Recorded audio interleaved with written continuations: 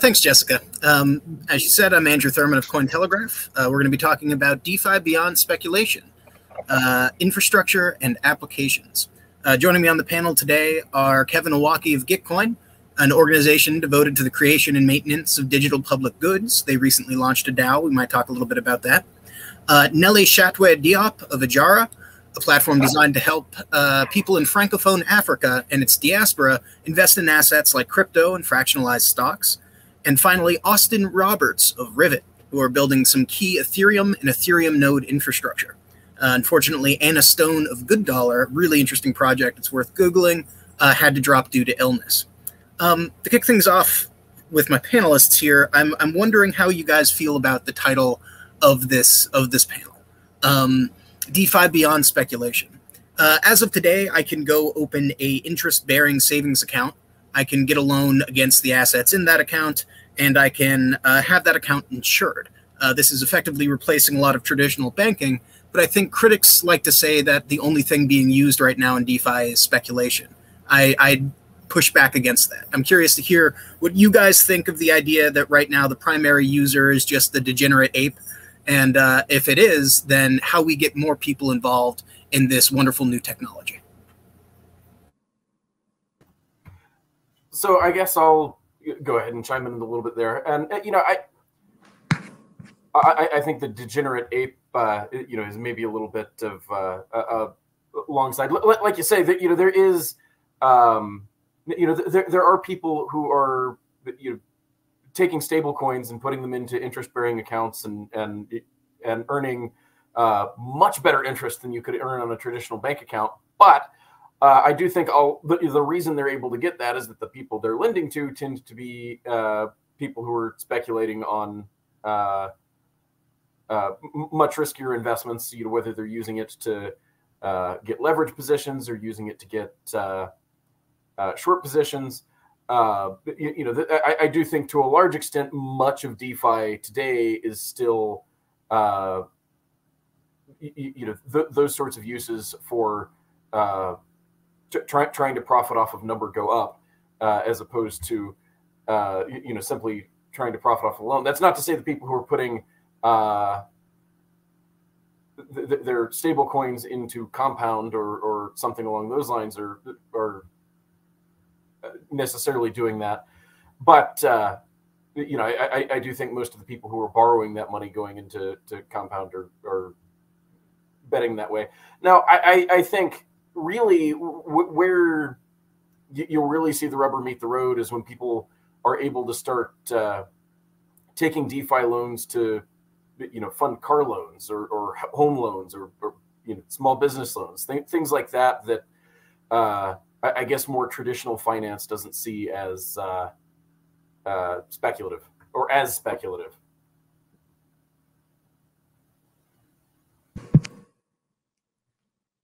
To jump on that, I will say that when you are in the region I live in Francophone Africa, already even having access to crypto is kind of decentralizing the finance, because how many people do own a bank account? So being able to just use your smartphone and transfer like P2P cash to anywhere, anyone, without the control of your government and the interaction, the control of your banks is already the first layer of DeFi when you are in this part of the region.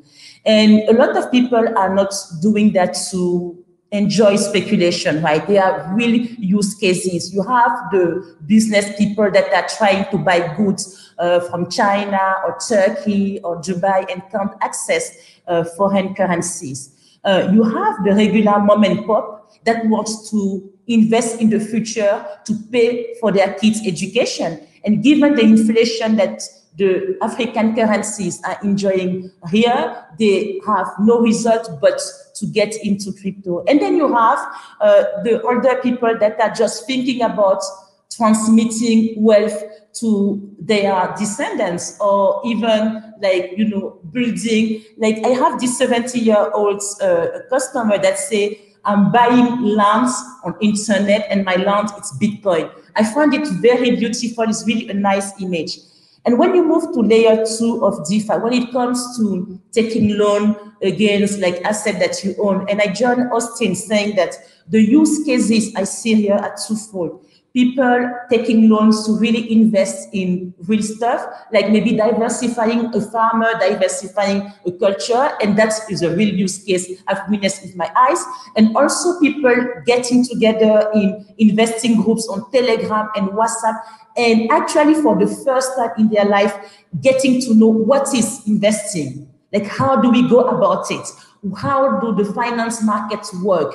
How does this apply to the reality that we have been excluded for so long? So that's kind of, if it was only for that educational part, that community educational part, it would already be a big win for me.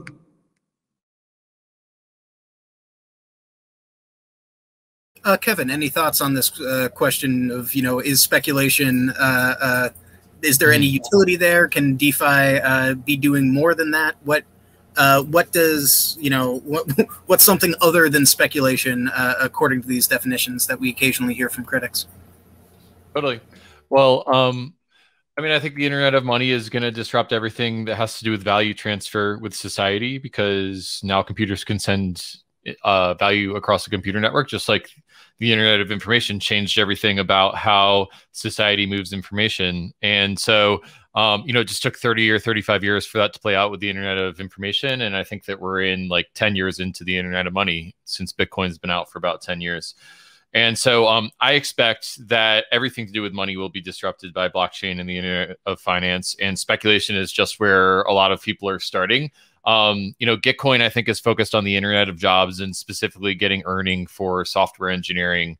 Earning for software engineers, we're a place where you can get coins if you're a software engineer. And so we've moved $22 million worth of crypto assets to people who are working on software engineering tasks. And so I think that we're an example of the Internet of Money that isn't speculation. And I think over the long arc, we're going to see a lot more Internet of Money applications that are not speculative, because that's what the Internet of Value can do.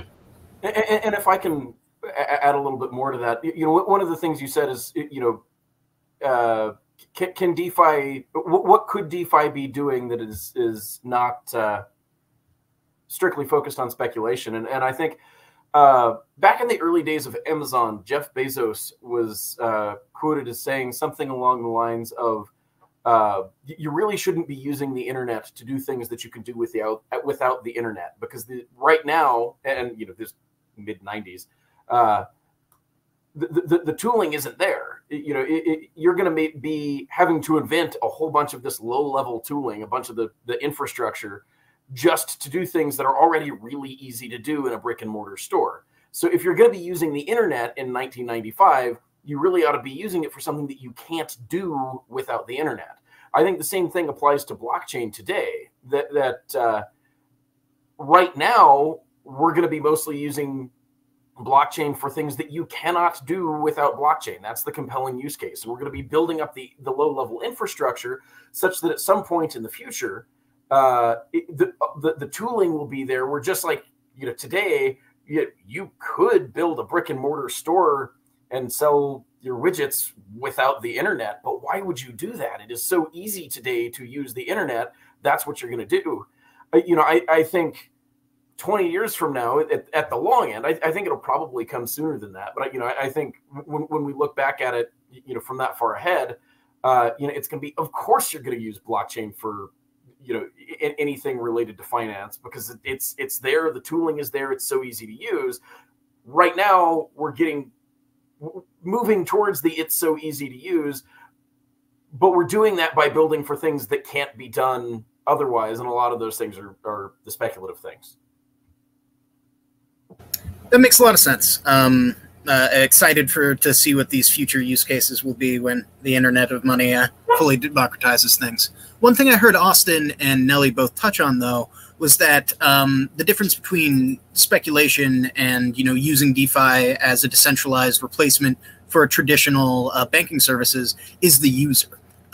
Somebody taking out a loan to gamble on shitcoins is fundamentally different somehow than a farmer financing a loan to buy cattle. And so I'm wondering, how does DeFi reach this broader audience and a group of people who could really be using these technologies, the same protocols, but could be using them today out of the gate for something more than speculation?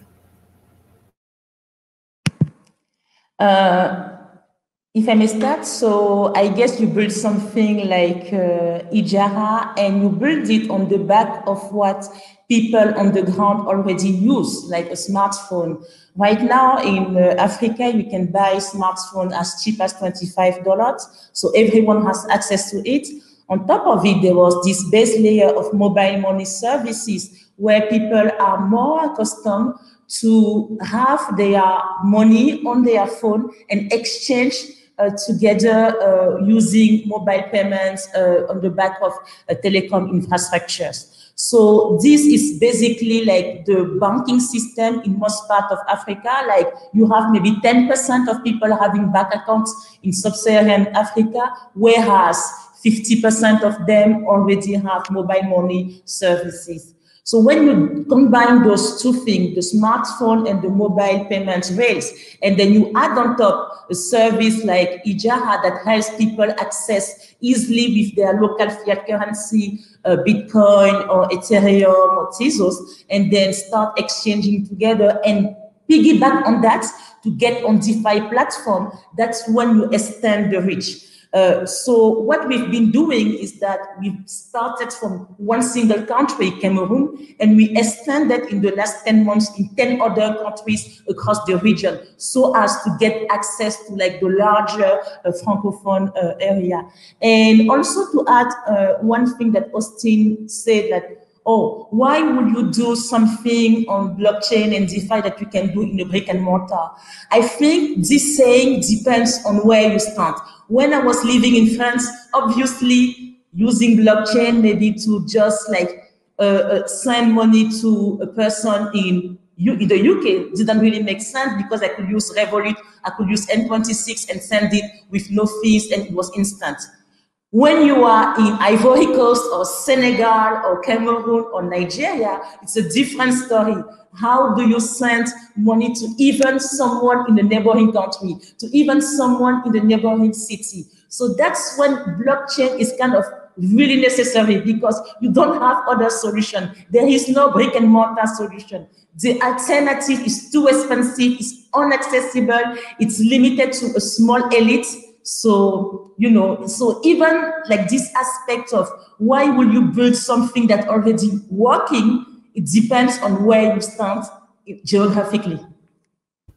I also think, where we do have a lot of that infrastructure, here in the US, it's going to be fairly transparent to a lot of the users. So, when I bought my home, I had no idea how to go out and source a loan by myself. I talked to my real estate agent. He put me in touch with a mortgage broker. They gave me the loan, took it, bundled it up, broke it off into mortgage-backed securities, which they sold off to a bunch of other people. And ultimately, there's a bunch of different people who own my mortgage. But you got to be a part of the financial industry, the finance sector, to get into owning those fairly stable loans. Now, I think what may happen in the long term is, just like when I bought my house, I went to my real estate agent and they told me, go talk to this company over here. I think my real estate agent, who's in the business of selling houses, could well know, well, okay, we can actually get you the money for your house through this decentralized project. Here's the form you fill out. I'll take care of the rest. And at the end of the day, I'm probably still sending somebody a check and they're taking care of the rest.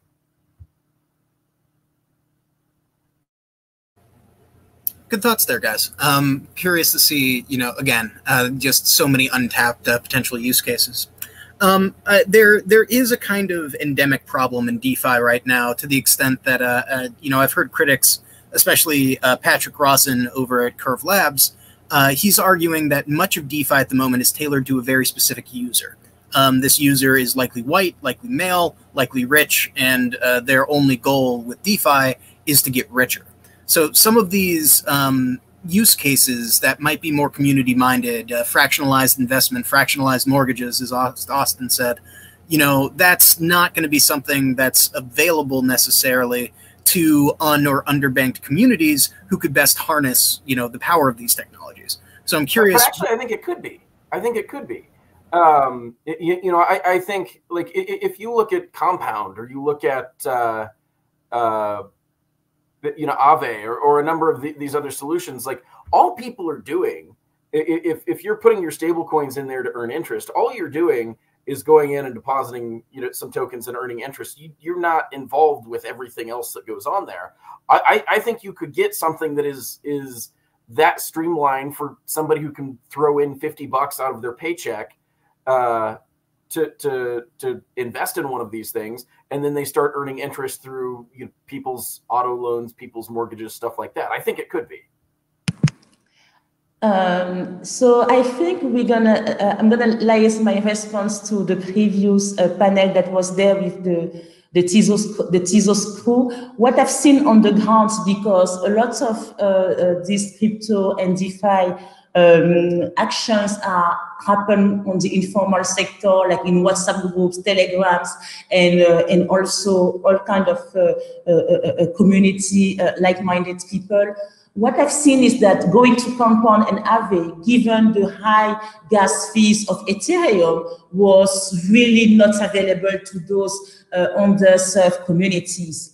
When DeFi started to happen on blockchain like Tezos, I've seen like a voracity of usage with the people on the ground. I've seen literally Telegram groups spanning from 0 to 500 people in like 3 days, just because they were so excited. Like, with only $3, they could buy one Tezos, and then they could buy another one for another $3, and go on Plenty DeFi or other kind of platform and start playing with it. And for them, it's not so much about getting rich, because they are putting so few money that they won't get rich, but it's about starting to understand what is happening. It's about regrouping in the community and explaining to themselves what is farming, what are these tokens? Oh, am I able to vote? And think about it. We are living in, most of the time, not in democratic countries. So for some of them, it's the first time that they can vote, and their vote matters. So for them, it's really important. They get so intrigued by all this aspect of governance. So they ask the question, how do I make sure that I'm not cheated? How do I make sure that someone won't kind of, you know, overwrite my votes? And then we tell them, oh, it's a smart contract, there is an oracle, is that? So it's amazing. Like, if it's only used, like the only use case was the education, the acceleration in financial education that I see happening in these undeserved communities, it will be a huge win, because those people have been prey of so many scammers, so many Ponzi schemes that come and promises like FT returns. So even if there's some kind of, I don't know, like risk in playing with DeFi, at least it's not like straight out scammers and Ponzi for the most of them.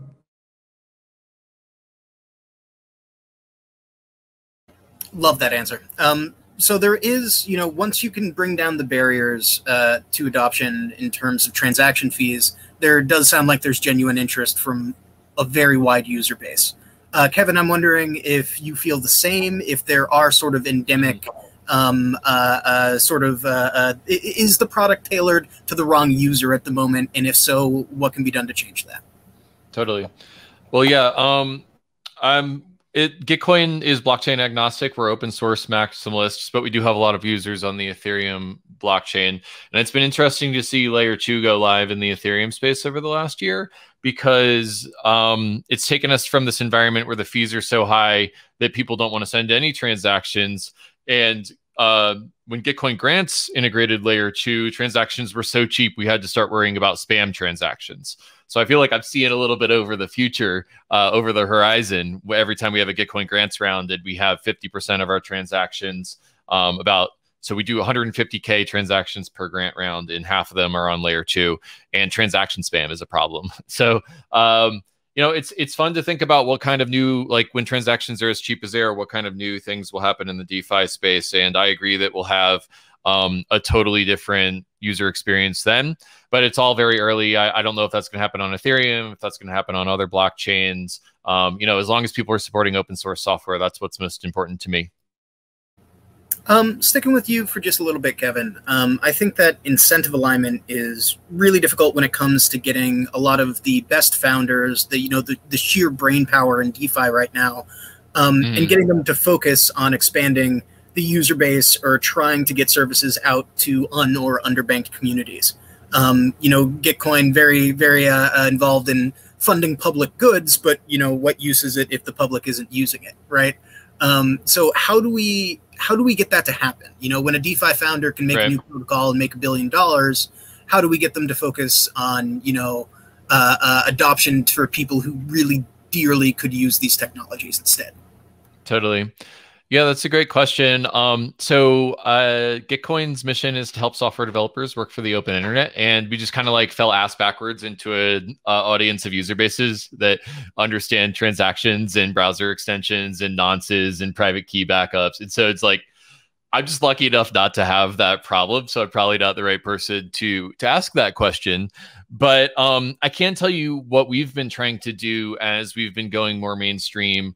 And that's basically, we just launched this product called fundoss.org, which is basically like a reskin of Gitcoin grants that accepts credit cards instead of crypto. And so we built a complete, we understand that user persona of software developer is probably tired of hearing about blockchain and thinks that most blockchain ICOs are maybe they're just not sure what they think of it. And so we just created a product that doesn't have blockchain in the branding and accepts credit cards. And it just does the same thing as Gitcoin grants, but on the old rails. And so we're kind of taking the model and porting it back into the mainstream. And maybe eventually it'll be run on blockchain rails that are abstracted away from the user. But so far it's not. I guess the more concise answer to your question is, I think we're either going to have blockchain in the back, like the blockchain mullet, where the user experience looks like you don't have to learn anything new about private keys or transactions or nonces, as a certain type of user experience. And then we're going to have blockchain in the front, for all sorts of other dApps where the user is technical enough to manage their own nonces and private keys. And I think that's the fragmentation of the space we're going to see UX wise, based off of my experience. And from my perspective, like I was talking about earlier with, the early people on the internet were building things that you could only do with the internet, and they built up tool sets that were so great you could build just about anything on it easier than you could build it in the physical world. But, it doesn't really bother me to see people going out and building DeFi protocols that only serve, rich white guys right now, because they're building the tooling that will eventually make those things much more accessible to other people. It would be great if there were a way to meet underserved communities while building this technology. But I think the way it's more likely to play out in practice is we'll get the technology built up while building the people who are already served plenty. And then we'll have that technology to make it easier to go serve the underserved communities. So I will disagree a little bit, because I don't think that you can build for undeserved communities without their inputs. I think the goal will be to push more software developers that we do have in lots in Africa, in Southeast Asia, in India, to fully participate in those projects. I think that the debate ongoing now in regular IT tech companies, what is the amount of women that we have in our tech in our tech team? What is the percentage of the diversity people that we have? We need to have the same debate when it comes to blockchain, and that's also why I've been trying a lot to encourage more and more young people in Africa to get involved in the space, to participate in building the internet of the future, the internet of money, because they have their own realities, they have their own challenges. And when they participate in building those base layer with the white guy living in Europe or in the US, that's when we build for the world. And that's when we build maybe a fairer system and not assume that our reality when we stand in Europe and in the US will be just dumped on other people and then they will figure it out because it's open source, it's decentralized. What does decentralized mean? Like, do we even have the same definition when we stand in Cameroon or when we stand in France? We need to figure that out. And every single layer needs to be approached the same way. So that's fair. No, and you know, to be clear on what I meant is, I don't have a problem with people who are building that way, but I think it's great, and there are some great opportunities here to build to serve underserved communities that people haven't done in the past, and I think it's great when people do. I don't want to sound like I'm trying to discourage that. I just you know, I think anything that builds up the technology is good in the long run. Got it. Well, it sounds like there's a couple possible paths towards solving those user-based problems, but ultimately, you know, getting more communities involved in the development is the best way to have those communities then use the tech. I want to thank everybody for joining us. Kevin, Nelly, Austin, really loved the input. Just a lot of exciting things to look forward to in DeFi.